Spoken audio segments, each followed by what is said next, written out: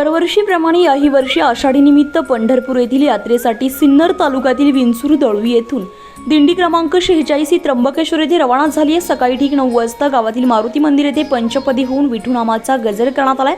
त्यानंतर गावामध्ये टाळ मृदुंगाच्या गजरामध्ये फेरफटका मारण्यात आलाय। ही दिंडी त्र्यंबकेश्वर येथील निवृत्तीनाथ महाराजांचे दर्शन घेऊन पंढरपूरकडे मार्गस्थ होणार आहे।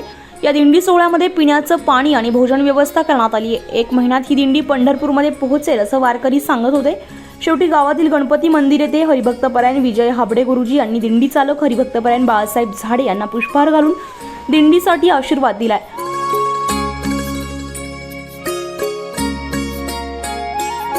निवृत्ती महाराज यांच्या पालखीच्या निमित्ताने विंचूर दळवी येथून पालखीचं प्रस्थान होत आहे।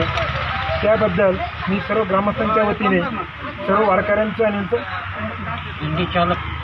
दिंडी चालक मालक यांचं अभिनंदन करतो। यावेळी सर्व वारकऱ्यांनी विठुनामाचा गजर केलाय। दिंडी मार्गस्थ करण्यासाठी गावातील वारकरी संप्रदायातील विविध समाजातील लोक उपस्थित होते। 24 लाईव्ह महाराष्ट्र न्यूज साठी विकास दळवी, विंचूर।